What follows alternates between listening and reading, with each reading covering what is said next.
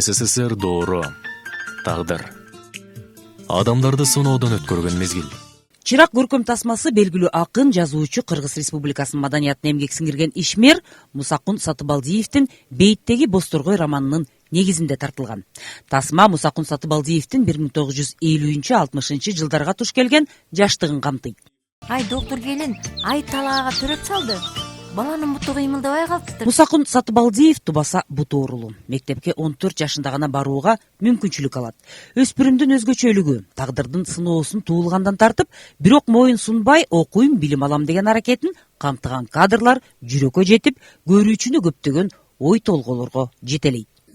Киного менин чыгармам татыктуу эмеспи дегендей бир аздар ойдо болдум эле. Эми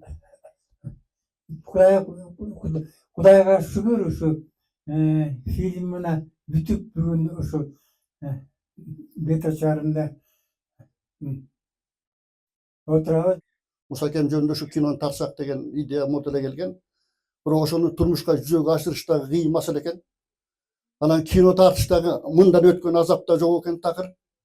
Күн түн ар кайшада жүрүш, айрыкча ушул 50-жылдардагы менен 60-жылдардагы окуяларды камтыштагы бүгүнкү күндө биз өнүгүп кеттик деп атпайбыз, өсүп кеттик деп баарыбыздан. Кийимибиз да башка, сүйлөгөнүбүз да башка, жүргөнүбүз турпатыбыз да башка.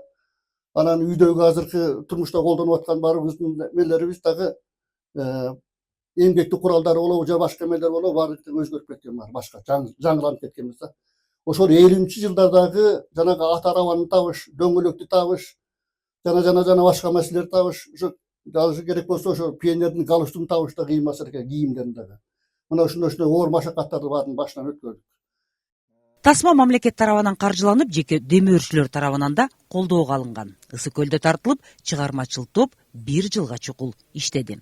Кино жаратыш деген өзү дагы өтө оор нерсе экен. Анан ушул сценарийди жазып, мына анын режиссеру дагы, оператору дагы мына Нурлан Асанов, мына бүгүн дагы Ысык-Көл областынын ардактуу атуу деген наамын алып атат. Мен өтө сүйүнүчтөмүн, кубанычтамын.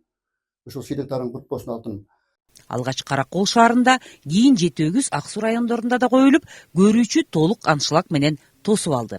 1 саат 20 мүнөттө көрүүчү Мусакун Сатыбалдиев туш болгон тагдыры, өспүрүмдүн өзгөчөлүгү атактуу жазуучунун алгачкы кадамдары тууралуу алыскы жылдарга сүңгүп, күчтүү адамдын калыптанышына күбө болот.